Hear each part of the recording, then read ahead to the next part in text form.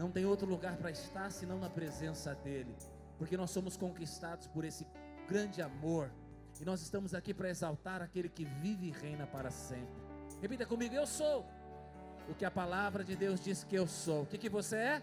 Filho amado de Deus. Diga comigo: eu tenho o que a palavra de Deus diz que eu tenho, e eu posso o que a palavra de Deus diz que eu posso. Eu posso todas as coisas naquele que me fortalece, Cristo Jesus. Aplauda ao Senhor mais uma vez. Glória a Deus. Obrigado, equipe de louvor. Glória a Deus. Podeis assentar por um instante.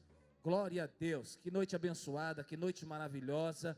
Você veio para esse lugar e você não vai sair daqui da forma que você chegou. Por quê? Porque Deus vai falar com você. Aonde a igreja está reunida, a graça e o favor é liberada. Tem graça e favor sobre a sua vida e sobre a minha vida. Você crê? Diga amém. Aleluia. Estou feliz hoje. Muitas pessoas especiais, né, Sherman? Pessoal de Minas Gerais, lá de Varginha, vindo aqui. Aleluia, glória a Deus. É longe. Eu perguntei para o Sherman: é onde contam lá que tem o ET de Varginha e tal? Não tem nada disso. O evangelho chegou lá, acabou os bichos tudo. Aleluia. Agora só tem Cristo lá. Aleluia. Diga amém. Meu cabeleireiro veio hoje, maninha. Aleluia. Sua esposa dentista está aí também. Não é minha dentista porque eu tenho a sobrinha dentista, mas se acontecer alguma coisa eu corro lá. Glória a Deus. Então você que nos visita também, seja muito bem-vindo em nome de Jesus. Que bênção, que graça, que favor. Eu oro para que Deus fale ao seu coração. Se tem um visitante do seu lado, alguém que você não conhece, no final do culto pergunta: e aí, qual é o seu nome, de onde você veio, para onde você vai, né? Faz uma conexão com alguém aí, tá bom? Se você nos visita, nos procura aqui no final do culto também. Queremos te conhecer, passar o nosso contato, trocar contato. E quem sabe você vai ser membro dessa igreja, amém? Se você é de outra igreja, você está nos visitando, bem-vindo, fique na sua igreja. Mas se você está procurando uma igreja, falar para a pessoa que está ao seu lado: você achou hoje? Achou hoje a igreja que estava procurando? Fala: se Deus falar, eu fico lá. Fala para ele: falou, está falando, aqui é seu lugar. Glória a Deus, está tudo certo, amém? Glória a Deus. Vamos então entrar na palavra do Senhor. O tema de hoje é Jesus, o Deus que sente. Nós vamos ler hoje Filipenses 2, do 5 a 11, a palavra do Senhor diz assim: tem de vós o mesmo sentimento que houve também em Cristo Jesus. Pois ele, Jesus, subsistindo em forma de Deus, não julgou por usurpação ser igual a Deus. Antes, a si mesmo se esvaziou, assumindo a forma de servo, tornando-se em semelhança de homem e reconhecido em figura humana. A si mesmo se humilhou, tornando-se obediente até a morte e morte de cruz. Até aqui fala de Jesus, o Cristo que deixou a sua glória, o Cristo que se fez carne, o Cristo que se fez um de nós. Aí do verso 9 e em seguida diz: o Cristo agora sendo exaltado, pelo que também o exaltou sobremaneira, e lhe deu o nome que está acima de todo nome, para que no nome de Jesus se dobre todo joelho nos céus, na terra e debaixo da terra, e toda língua confesse que Jesus Cristo é o Senhor, para a glória de Deus. Você pode dar um glória a Deus, um aleluia aí, aleluia. Quando nós lemos esse texto, esse versículo, e dentro da cosmovisão bíblica, algumas pessoas elas têm algumas dúvidas em relação ao Cristo encarnado, o Deus que se fez carne. Até então, Jesus é Deus, 100% Deus, Deus Pai, Deus Filho e Espírito Santo. Deus, na figura de Jesus, ele deixou a sua glória, e ele veio, e ele nasceu através de Maria, e ele se transformou num bebê, num adolescente, num jovem e num homem. Ele passou aqui 3 décadas, como homem. E o Cristo que pisou nessa terra, que é 100% homem, 100% Deus, ele morreu na cruz, ao 3º dia ressuscitou, e hoje ele está à destra de Deus. O que muitas pessoas não sabem é que existe um homem no céu. Diga comigo: existe um homem no céu. Cristo, ao estar assentado à destra do Pai, ele não é agora somente Deus, mas é o Deus homem. Eu quero dizer para você: tem um homem lá no céu, Cristo homem, Cristo 100% Deus, 100% homem, ele está à destra de Deus. E esse mesmo que foi, ele falou que não nos deixaria órfão, ele enviaria o Consolador. O Espírito Santo de Deus habita dentro de você, ele cumpriu a promessa. E esse mesmo Deus falou o seguinte: eu vou deixar um selo, uma garantia, porque eu vou te buscar, assim como eu estou com o Pai, eu vou vir te buscar, e você vai passar conosco na eternidade. Existe um homem no céu. O catecismo de Wittenberg diz assim: temos a nossa própria carne nos céus. Não sei se você está entendendo, irmão, isso aqui é muito profundo. Essa mesma carne, não, quando fala de carne, não fala da natureza carnal. Essa mesma carne que nós temos, da mesma forma que nós fomos formados, porque o Senhor Jesus se fez um de nós, tem um homem lá no céu. Então uma das consequências grandes, a grande diferença que aconteceu, é que quando Cristo encarnou, Ele morreu, ao terceiro dia ressuscitou. Alguns acham que Ele voltou a ser só Deus. E aí Deus da figura de Jesus voltou a ser o que Ele era antes. Não, agora existe um homem lá no céu.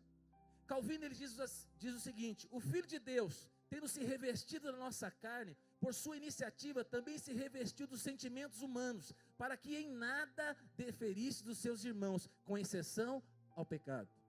O que Calvino está dizendo é o seguinte: Jesus não só revestiu de carne, mas todos os sentimentos que um homem, uma mulher pode passar, Jesus passou.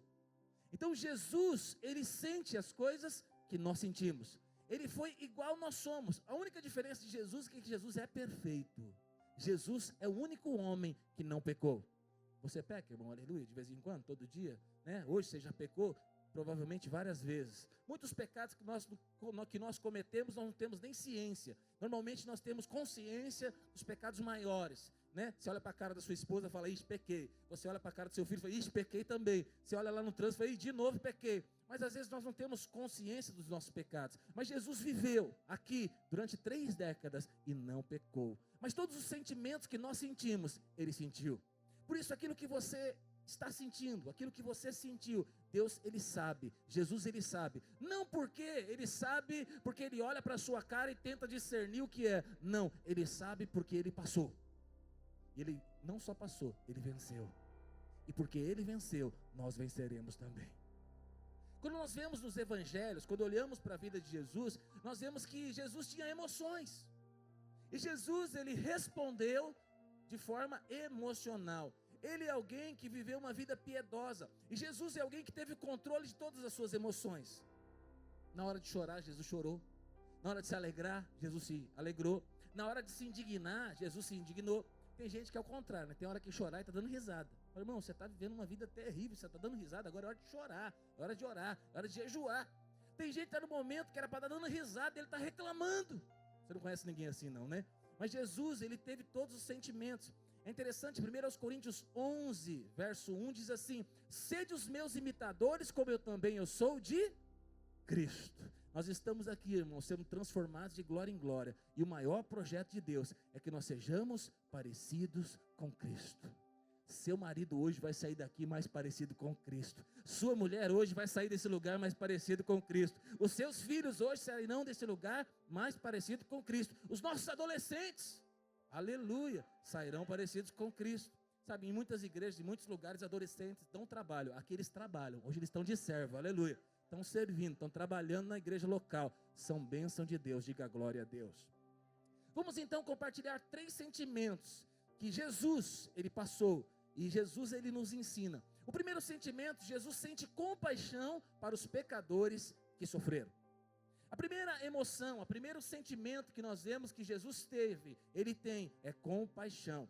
Essa é uma emoção que nós sabemos que Jesus teve. E Jesus é o maior exemplo. Jesus é o maior exemplo de compaixão. Por quê? Porque Ele, durante essas 3 décadas, Ele sendo homem, Ele andando por essa terra, nós vimos que Ele teve muita compaixão. O seu ministério é marcado por compaixão, por caridade. Jesus, Ele não ficou ao lado de quem estava sofrendo e ficou indiferente. Jesus, Ele foi lá e curou todos os enfermos. Liberou palavras de vida para aqueles que estavam mortos. Jesus foi alguém que realmente estava cheio de compaixão. Atos 10, verso 38 diz assim: como Deus ungiu a Jesus de Nazaré com o Espírito Santo e com poder, o qual andou por toda parte, fazendo bem e curando a todos os oprimidos do diabo, porque Deus era com ele. Eu estou dando aula de CBP, Já estudamos, tem alguém aqui que está fazendo aula de CBP comigo? Aleluia, com o pastor Chico. Então, primeiro, né, falamos um pouquinho sobre Deus, teologia sistemática sobre Deus. Falamos agora sobre o Espírito Santo, teologia sistemática também. E nós temos falado, né, de Deus, Deus Pai, Deus Filho, Deus Espírito Santo. O pastor Chico falou de Jesus. E o Senhor, o nosso Deus é um Deus compassivo. Ele tem compaixão. O Senhor Jesus tem compaixão de nós. Hebreus 4, verso 15 diz assim: porque não temos um sumo sacerdote, que fala de Jesus, que não possa compadecer-se das nossas fraquezas. Antes, Jesus foi tentado em algumas coisas. Jesus foi tentado em todas as coisas. A nossa semelhança, mas sem pecado. Talvez você pode achar, falar: Jesus, você não sabe o que eu estou passando. Fala para o irmão que está do seu lado dele, sabe sim. Ele foi tentado em todas as coisas. Ele passou por todas as provações possíveis. Ele passou por muitas coisas. Mas eu vou dizer, ele passou e foi aprovado. Ele não pecou. Mateus 9, verso 36 diz assim: vendo ele, Jesus, as multidões, compadeceu-se delas, porque andavam desgarradas e errantes como ovelhas que não têm pastor. O Senhor Jesus é o bom pastor.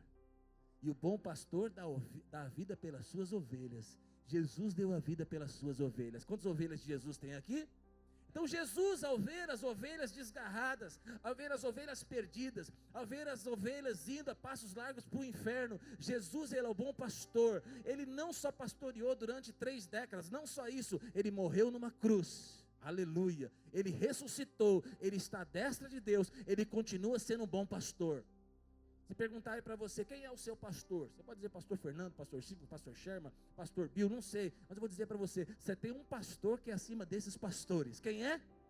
Jesus. Ele é o bom pastor. Jesus, ele curou os enfermos, ele alimentou os famintos, ele ensinou aqueles que estavam perdidos. A compaixão de Jesus nos ensina a olhar para o próximo com amor. Quero fazer uma pergunta para você. Você é alguém que tem compaixão? Porque todas as vezes que você expressa compaixão, você está expressando o mesmo sentimento de Cristo. Tem gente que não tem compaixão. Tem gente que é muito dura. Tem gente que é muita lei. Mas eu vou dizer para você, quer se parecer com Jesus? Tenha compaixão das pessoas. Tenha compaixão da sua esposa. Vamos mais prático, né? Tenha compaixão do seu marido. Ele deixou de novo a toalha em cima da cama. Tenha compaixão dele. Ame ele acima dessa toalha abençoada que não sai de cima da cama. Tenha compaixão dos seus filhos. Tenha compaixão daqueles que estão perdidos. Você já perdeu a paciência com alguém? Você mandou 1, 2, 3 vezes no encontro e a pessoa não converte. Você está orando há 25 anos e a pessoa não vem para Jesus. Já pensou, não aguento, mas vai, porque ir para o inferno vai logo. Já passou isso? Esse não é o pensamento de Jesus. Jesus, ele não desiste de ninguém. Jesus é aquele que vai até o fim. Jesus não somente, né, teve atos externos de compaixão, mas ele realmente tinha tremores internos no seu coração. Ele olhava para o coxo, para o cego, para o aleijado, e ele respondia profundamente com compaixão. Ia até essas pessoas e curava cada um deles. Vamos ver 3 exemplos. Primeiro exemplo, está em Mateus 20, verso 30, diz assim: e eis que 2 cegos, quantos cegos? 2 cegos, assentados à beira do caminho, tendo ouvido que Jesus passava, clamaram, e eles diziam o seguinte: Senhor, filho de Davi, tem compaixão de nós. Mas a multidão que os repreendia, a multidão tem compaixão? Não, a multidão não tem compaixão. A multidão fala: fica quieto, fala baixo, você está atrapalhando. A multidão que os repreendia para que se calasse, eles porém se calavam, gritavam cada vez mais alto. Eles diziam: filho de Davi, tem misericórdia de nós. Condoído, diga comigo, condoído. Jesus tocou-lhe os olhos e imediatamente recuperaram a vista e foram seguindo a Jesus. Diga glória a Deus. A palavra condoído significa movido pelas entranhas. Jesus foi profundamente tocado ao passar por 2 cegos e por eles começarem a clamar para que recebessem a cura do Senhor. Jesus não fica indiferente diante daquele que clama, diante daquele que ora, diante de um necessitado. Talvez você entrou aqui hoje precisando de uma cura, de um milagre, você tem uma necessidade. Eu quero dizer para você, Jesus não passa largo, ainda que as pessoas falam para você, desiste do seu marido, desiste do seu casamento, desiste da sua esposa, desiste desse sonho. Jesus, ele olha para você hoje e fala, eu posso realizar o milagre, eu quero realizar o milagre, eu vou até você hoje para realizar esse milagre. Qual é o papel de Jesus? Ir até você. E qual é o seu papel? Fala para o irmão que está sentado, clamar, orar, invocar, ser intenso na presença de Deus. O seu papel de cego é ser cego, é clamar por cura. E às vezes, irmão, você fala, não pastor, eu tenho os olhos e enxergo bem. Muito bem, talvez você não está entendendo o que eu estou dizendo para você. Deus tem coisas maiores para que você possa ver e enxergar. Pior cego é aquele que acha que vê. Eu estou aqui para gritar hoje, Senhor, eu quero ver, eu quero enxergar, eu quero acessar as riquezas do reino do Senhor. Eu quero olhar não com os meus olhos naturais, eu quero olhar com os olhos do Senhor. Eu quero ter olhos de compaixão, para olhar para o irmão, olhar para a igreja, olhar para a minha família. Eu não quero olhar com os meus olhos naturais, eu quero olhar segundo a ótica do Senhor. Segundo exemplo, a cura de um leproso. Marcos 1,40 diz assim, aproximou-se dele um leproso, rogando-lhe de joelhos, e eles disseram o seguinte, se quiseres, pode purificar-me. Se quiseres, olha o papo. Jesus, profundamente compadecido, estendeu a mão, tocou-lhe e disse, eu quero, fique limpo. Aqui eu acho que eles foram um pouquinho tímidos, né? Se quiseres, não estou diante de Jesus, se quiseres, é lógico que ele quer. Verso 42 diz assim, no mesmo instante lhe desapareceu a lepra e ficou limpo. Diga glória a Deus. Aqui a tradição, irmão, judaica, é que um leproso jamais poderia ser tocado. Um leproso não poderia andar em comunidade, andar nas ruas. Um leproso não morava dentro da casa com a família. Um leproso, ele ia para o leprosário. Ele ia morar distante numa caverna. Então existia um lugar que os leprosos deveriam ficar distantes. Por quê? Para um judeu, dentro da lei, se ele tocasse num leproso, ele ficaria impuro. Além da doença que passaria da lepra, tem a questão religiosa. Ele se transformaria em alguém impuro. E alguém impuro não poderia participar mais dos rituais, né, do culto a Deus. Então, um leproso, ele andava com um sininho na mão. E quando o leproso tinha que ir para algum lugar, por algum motivo, ele quando via pessoas, ele tinha que balançar o seu sininho e gritar, leproso, leproso, leproso, para que as pessoas saíssem de perto dele. Então, irmão, ser leproso naquela época, que era uma doença incurável, uma doença terrível, quem não sabe o que era lepra, irmão, ia cair no, né, dedo, ia cair nos membros do corpo, né, a pessoa ia se desfazendo. Então, o leproso, ele não vivia em comunidade. Então, mas Jesus, ele não está preocupado com o que a religião diz. Jesus não está preocupado com o que as pessoas faziam. Jesus, ao contrário dos religiosos, ao contrário da tradição judaica, Jesus, ele vai até esses homens e cura esses homens. A lei diz, se tocar no leproso fica impuro. Mas o Senhor Jesus, ao tocar o leproso, quem fica curado é o leproso. Eu sei que tem gente que está na lei ainda, fica com medo, né? Tem a libertação lá no encontro. E se o demônio me pegar? Né? E se eu tocar no leproso? Não, irmão, é porque é o contrário. Agora você tem Jesus. Aonde você toca, a presença de Deus é manifesta. Se está enfermo, vai ficar curado. Se tem demônio, vai sair no nome do Senhor Jesus. Você hoje é representante de Cristo nessa terra. Ao contrário então das expectativas culturais e religiosas, Jesus é movido por grande compaixão. Ele estende sua mão e ele toca no leproso. E ele diz o seguinte, eu quero. Ele vai lá e toca e fala, fica limpo. E eles são imediatamente curados. Essa é a missão de Jesus. Esse é o caminhar do Deus encarnado. Um Deus cheio de compaixão. Bom, você veio para uma igreja e nós estamos aqui para manifestar Cristo. Nós como igreja precisamos ser uma igreja cheia de compaixão. Não é toda igreja que expressa compaixão. E nós devemos avaliar as nossas vidas, a nossa igreja. Cada pessoa que entrar aqui se sinta amado, aceito. Nós não aceitamos, né, com que as pessoas vivam na prática do pecado, né? Nós queremos ver as pessoas transformadas. Nós não aceitamos tudo, mas nós aceitamos a todos. E a palavra do Senhor diz: vem como você está. Do jeito que você está, vem para o culto, vem participar da reunião, vem participar das nossas reuniões de célula, mas você não vai ficar como você está, porque no nosso meio, você vai ser tocado pela glória de Deus, e a sua vida vai ser transformada.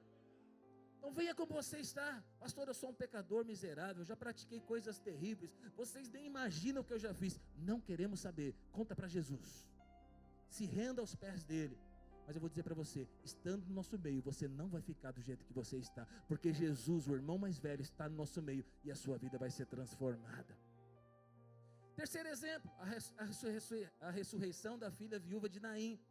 Lucas 7, verso 11, a palavra de Deus diz assim: em um dia subsequente, dirigia-se Jesus a uma cidade chamada Naim, e iam com ele os seus discípulos e que? Numerosa multidão. Jesus era tão maravilhoso, irmão, que onde ele ia, ele não conseguia levar só os discípulos. As multidões acompanhavam a Jesus. Como se aproximava a porta da cidade, eis que saía o enterro, o filho de uma viúva, e grande multidão da cidade ia com ela. Vendo-a, o Senhor se compadeceu dela e lhe disse para a mulher: não chores. Chegando-se, tocou o esquife. Eu quero abrir um parênteses aqui. Uma vez eu vi um pastor pregando, e ele era da área do louvor. Falei: irmão, eu toco também meu instrumento aqui, porque eu vi o dia, a palavra de Deus diz que Jesus tocou o esquife, e o dia que ele tocou o esquife, essa morta ressuscitou. Não, o esquife é caixão. O esquife não é nenhum instrumento musical. Então por isso você tem que conhecer a palavra de Deus. Amém? Não está difícil, está fácil. Se tiver difícil nessa versão, você vai lá na NVI, numa outra linguagem para você saber. Então não vai tentar tocar o esquife, né? Falar: agora você é um tocador de esquife, eu vou comprar um esquife para me tocar. Você vai tocar um caixão, aleluia. Então, brincadeira à parte, mas a questão que aconteceu foi séria. Então vamos lá. Jesus então se compadeceu dela. Chegando, tocou o caixão, e parando com os que conduziam, disse: jovem, Jesus disse: eu te mando, levanta-te. Sentou-se o que estivera morto e passou a falar, e Jesus o restituiu à sua mãe. Diga glória a Deus. Cada um desses casos, e eu posso dizer vários casos, nós vemos um Jesus que ama, um Jesus cheio de compaixão. Sabe por que você está aqui? Porque Jesus teve compaixão de você. Você e eu, nós estávamos mortos em nossos delitos e pecados. Nós estávamos arrebentados, como tivemos a reunião agora, alguém disse lá: eu estava quebrado, eu estava destruído, e é exatamente isso. Jesus te viu no esquife, Jesus te viu morto, num caixão, e Jesus falou para você: venha vida, eu tenho uma nova vida para você. Jesus foi o único humano perfeito que andou sobre a face da terra, e ele expressou as suas emoções, ele tinha compaixão. Eu e você hoje somos chamados por Deus para também sermos cheios de compaixão. Pergunta: como é que você tem reagido com as pessoas? Você é conhecido como alguém que tem compaixão? Por exemplo, um amigo lá no trabalho, cheio de trabalho, sobrecarregado, cada um com seus problemas. Não, alguém que expressa Cristo e fala: não vou fazer só o meu amigo está sobrecarregado, eu vou ajudá-lo. Não vi muito glória a Deus, aleluia, mas pode ser que até o final da mensagem, Senhor, aumente a compaixão. Uma pessoa que você vê em situação de rua, ali passando necessidade, você pode passar a largo, você pode não se importar, mas uma pessoa cheia de compaixão, no mínimo vai interagir com aquela pessoa. Sabe, quem não tem compaixão, olha para uma pessoa caída no chão e tem nojo, mas alguém cheio de compaixão, ele vai ter um sentimento de carinho, de afeto, de amor. Não estou falando para você beijar, nem abraçar, nem nada disso, mas algo você pode fazer, no mínimo orar, no mínimo dar uma ajuda, no mínimo dar um pão, um café, um chocolate, sei lá, alguma coisa, suprir uma fome, dar uma marmita, sabe? Isso mostra um coração que tem compaixão.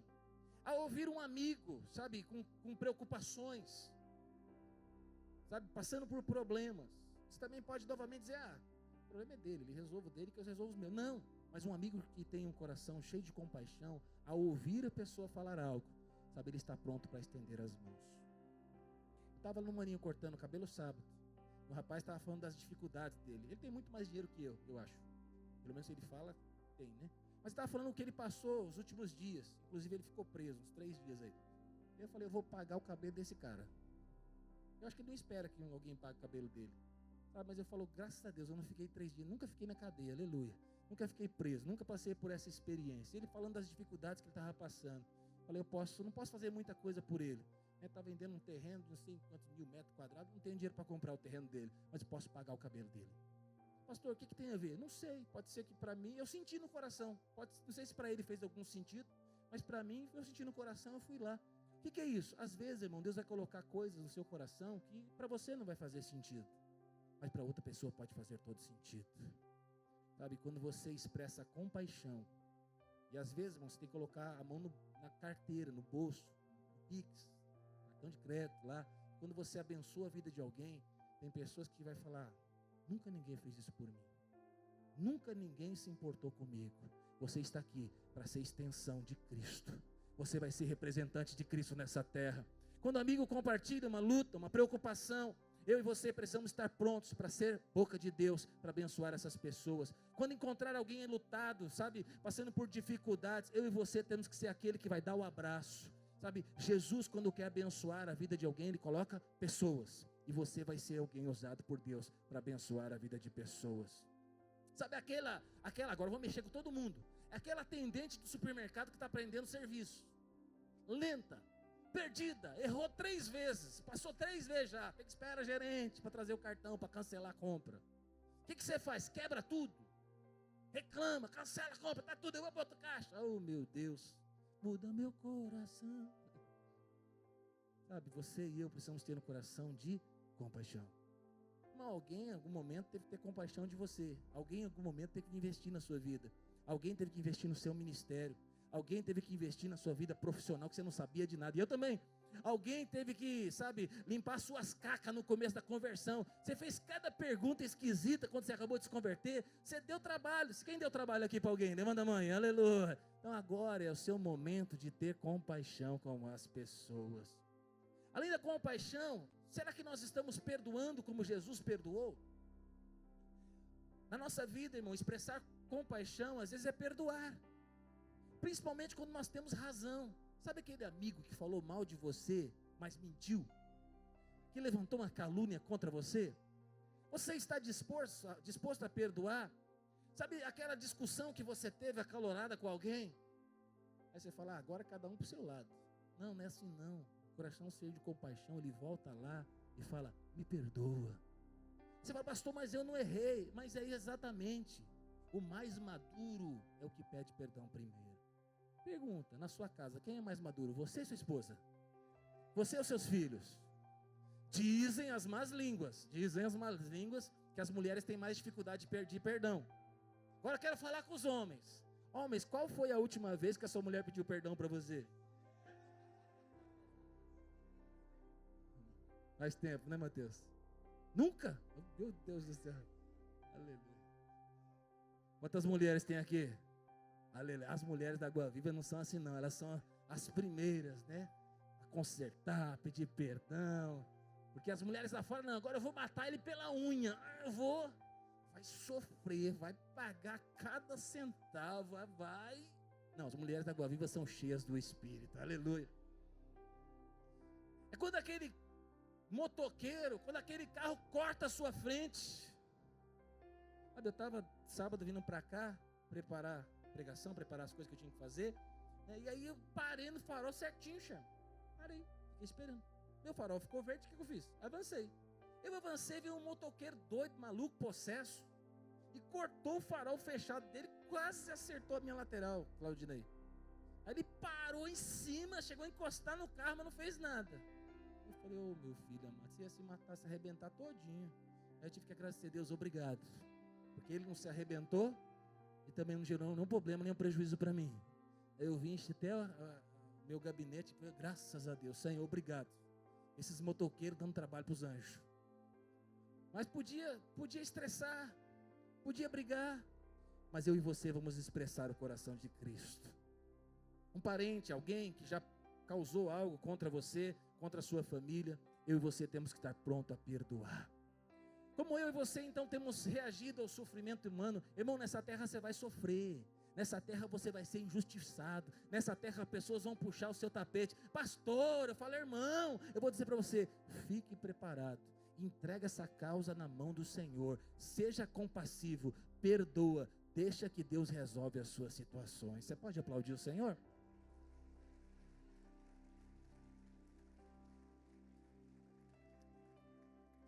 Segundo sentimento, segunda emoção de Jesus. Jesus sente indignação contra os que praticam o mal. Porque você pode achar que alguém que é cheio de compaixão é mole, é indiferente. Não.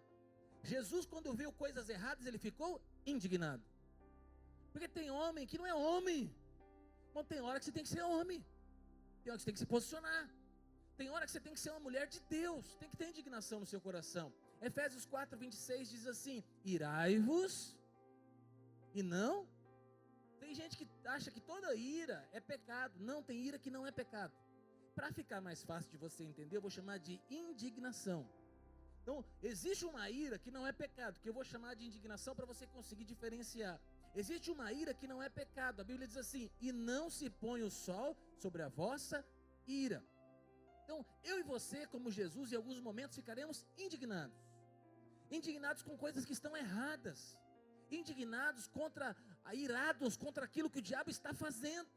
Então você não vai, tretar, brigar com o irmão irado. Não é isso que eu estou falando, não. Isso aí é pecado. Toda ira, sabe, que é por causa do seu ego, porque te ofenderam, isso aí é pecado. Toda vez que você, sabe, fica bravo, que você fica irado, porque pisaram no seu calo, porque puxaram o seu tapete, porque esqueceram o seu aniversário, sei lá. Toda vez que envolve o seu ego, é pecado. Diga comigo, envolve o meu ego, é pecado. Mas normalmente, quando você fica indignado com o que fizeram com os outros, normalmente é uma indignação que vem de Deus.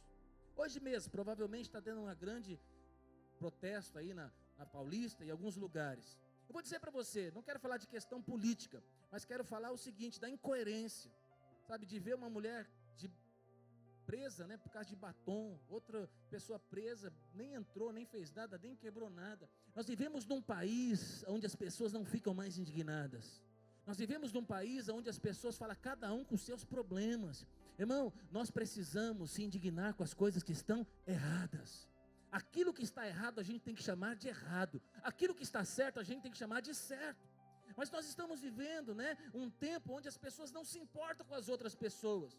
Então quando eu vejo, já aconteceu, de ver episódio ou de ver pessoas que viram episódio na TV, de mulher sendo agredida. Tem mulher sendo agredida na rua, passa um monte de homem e não faz nada. Eu e você temos que ficar indignados com aquilo que está errado.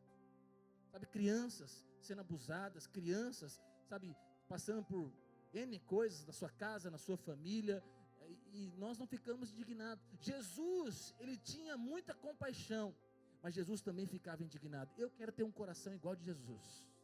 Ter compaixão na hora de ter compaixão, mas ter indignação na hora de ter indignação.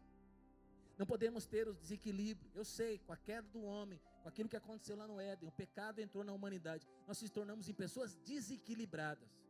Tem gente que briga com a mulher, briga com o cachorro, pisa no rabo do gato. É gente irada, brava. Ele acorda de manhã chutando o gato, pisando no cachorro. O que é isso? Isso é pecado, isso é ira. Isso não é de Deus. Você não foi chamado para ser esse homem. Você foi chamado para ser um homem gentil. Você foi chamado para ser um homem que ama. Você foi chamado para ser um homem compassivo. Mas vou dizer também, você foi chamado para ser um homem que tem indignação. Pergunta para o irmão que está do seu lado, tem sangue correndo nessa veia aí? Tem hora, irmão, que você tem que resolver. Tem hora que eu e você nós precisamos nos expor. Jesus jamais poderia se posicionar com indiferença ou ficar imóvel diante da presença do mal. Jesus, ele percebe o mal, ele percebe o problema, mas Jesus, ele reage, ele age conforme a sua indignação.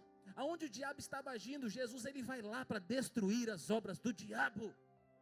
Aonde havia religião, um povo não servia a Deus, sabe, estava revestido de uma religião, por fora, bela viola, por dentro, pão bolorento.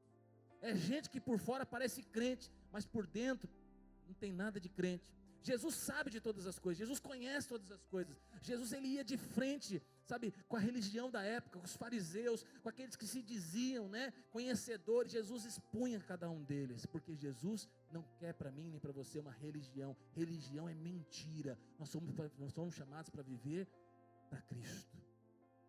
Jesus, em primeiro lugar, ele pronunciou denúncias duríssimas contra aqueles que levavam os pequeninos a pecar, dizendo que seria melhor que eles, né, morressem. Não vou colocar nem que se matassem, morressem. Mateus 18, verso 6 diz assim, Mateus 18, 6: qualquer, porém, que fizer tropeçar um desses pequeninos que creem em mim, melhor fora que pendurasse no seu pescoço uma grande pedra de moinho e fosse afogado na profundeza do mar. Jesus, ele fala o seguinte: cuidado, porque eu e você não podemos ser pedra de tropeço na vida de ninguém. O que é isso? Sabe, existem muitos líderes religiosos na nossa geração e na geração passada que se transformaram em pedras de tropeço. Pessoas novas convertidas, né? E levando novos crentes a se escandalizarem. Eu e você temos que tomar cuidado, irmão, para dar testemunho.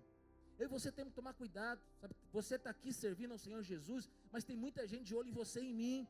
Não quero colocar medo nem condenação para você, mas quero dizer para você: cuidado, porque tem gente que está firme no Senhor, olhando para você, e você é modelo e exemplo para muita gente.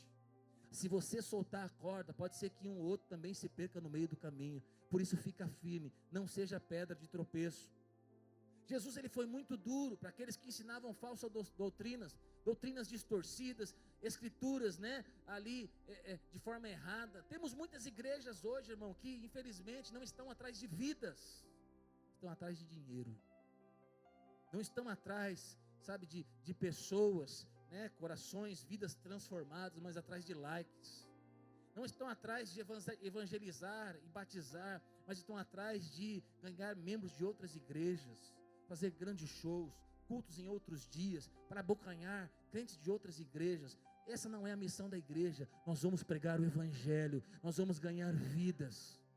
Nós queremos ver igrejas grandes nessa cidade, nessa nação e nesse mundo. Nós queremos ganhar pessoas para Jesus. Sabe, não quero ser pedra de tropeço para ninguém. Não vou falar mal de igreja alguma, não vou falar mal de pastor algum. Eu estou aqui para pregar o evangelho. Essa parte de falar mal deixa para o diabo, para os seus filhos e para os seus agentes. Às vezes também, né, críticas, desencorajamento. Às vezes vem lá um novo convertido, acabou de chegar do encontro, o encontro é tremendo, aí você fala: não é tudo isso não, tá? Esse fogo acaba logo. Crente, sabe que às vezes desanima aquele que acabou de chegar. Irmão, você caiu na religiosidade, hoje o fogo de Deus vai te pegar. Que ao abrir a sua boca saiam palavras de vida. Que eu e você, sabe, possamos nos animar.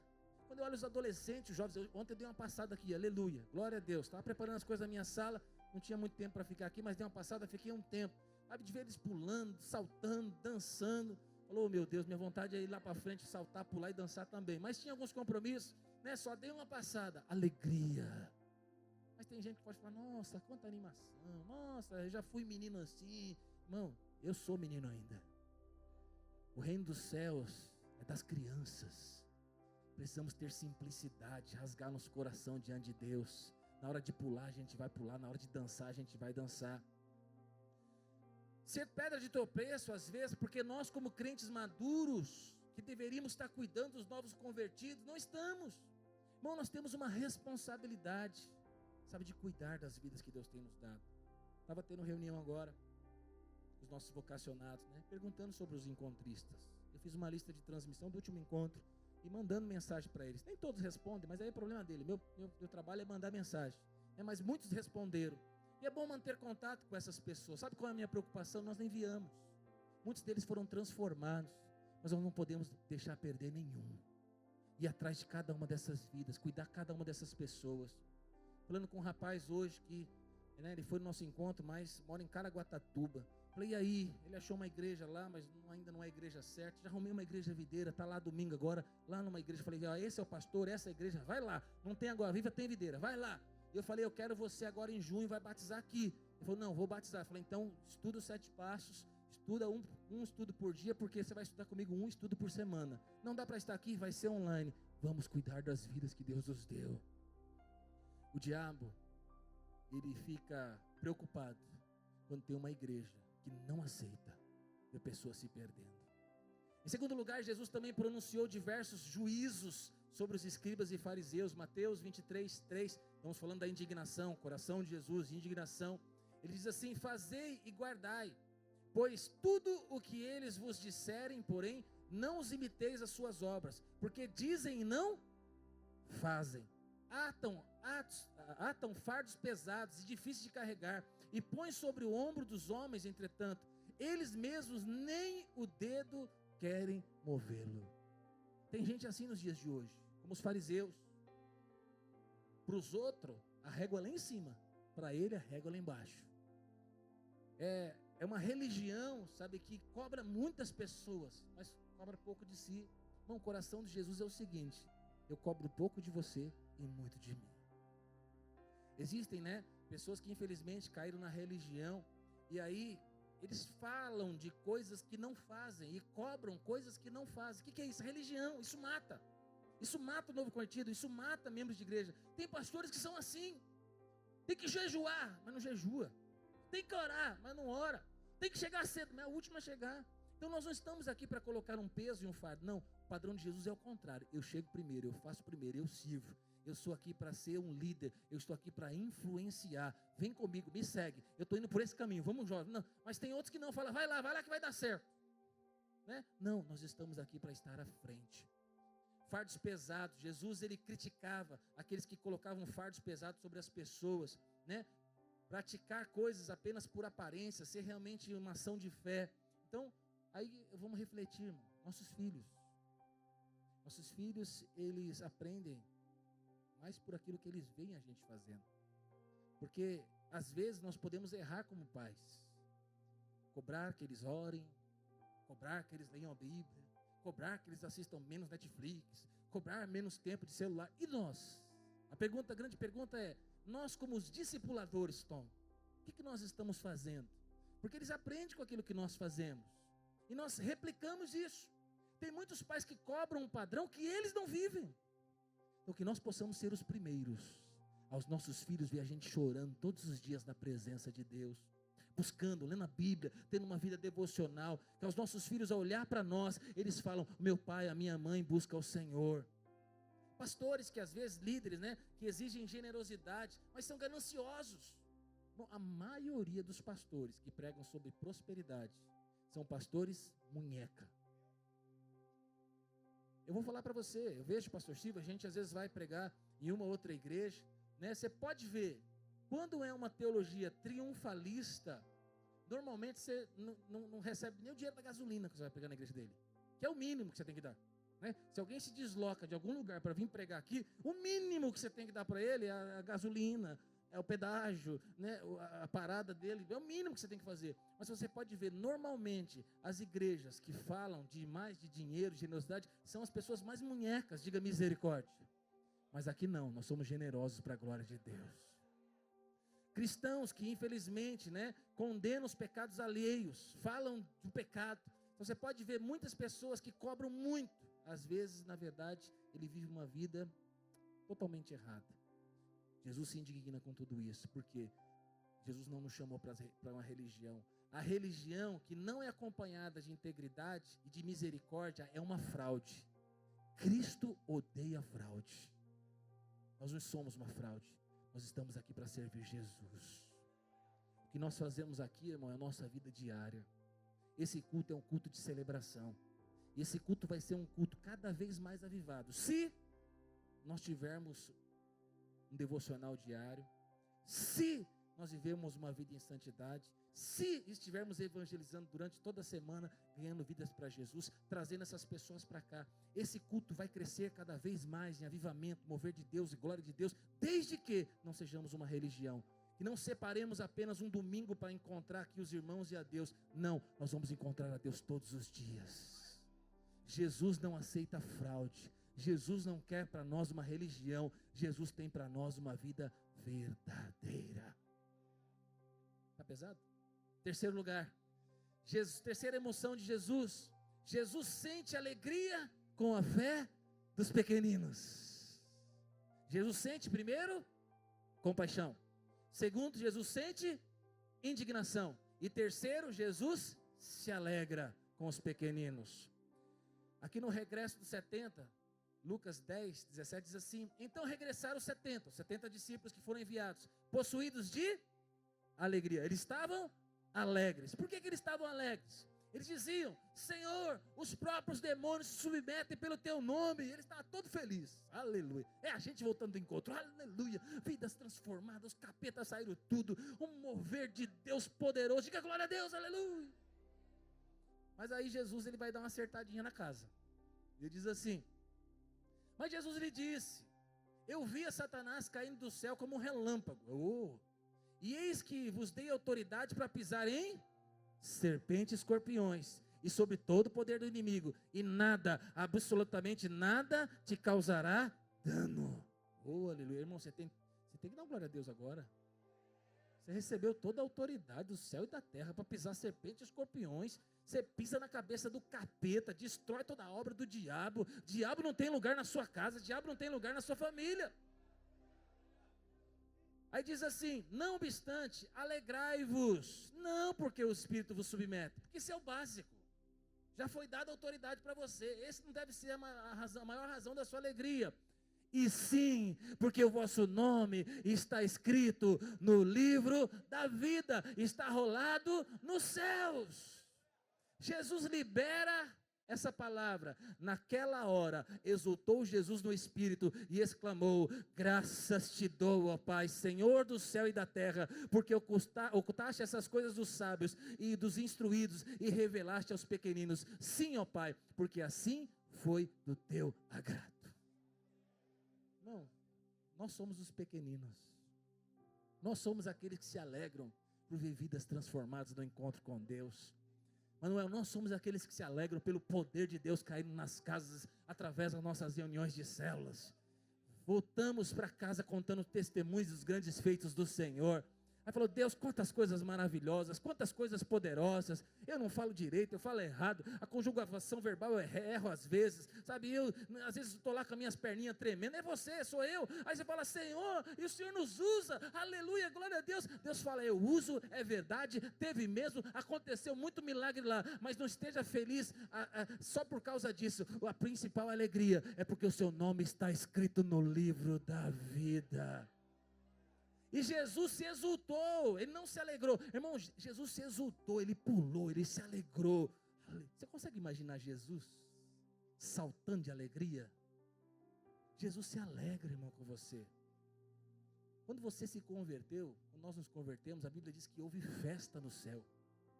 Já foi numa festa boa? Não estou falando do mundo, estou falando agora que você é crente. Já foi na festa boa? Foi uma festa de crente, irmão, aleluia. Presta atenção, você está no culto, pregação, nova criatura. Quem já foi na festa boa aqui? Crente faz festa boa? Lógico que faz, velho. Agora que a festa é boa. Você fica lúcido até o final. Você sabe tudo o que aconteceu? Sim ou não?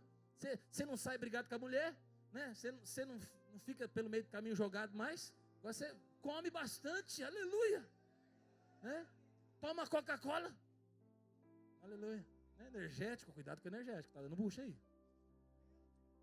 Jesus, ele se alegra. Ser crente, irmão, é ser feliz. E sabe o que é fantástico para mim, irmão? É que Jesus se alegra com a gente.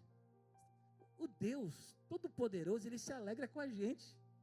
Ele olha para nós, né, fazendo a obra de Deus, né, tudo que nós estamos fazendo. E a grande festa de Jesus é porque um dia a gente vai estar com Ele. Eu não sei se te contaram, mas está sendo preparada uma festa lá no céu. As bodas do Cordeiro. Bom, quando Jesus voltar, ele vai voltar para buscar a igreja, a noiva. E sabe o que vai acontecer? O casamento, o grande casamento de Jesus com a igreja. Olha para o irmão que está do seu lado. Você está convidado para essa festa? Já recebeu o convite? Para estar se preparando? Né? Se preparar é a transformação, né? As vestes brancas que nós já recebemos, né? Os adornos que a gente sendo transformado de glória em glória. Irmão, não vai para lá desarrumado não.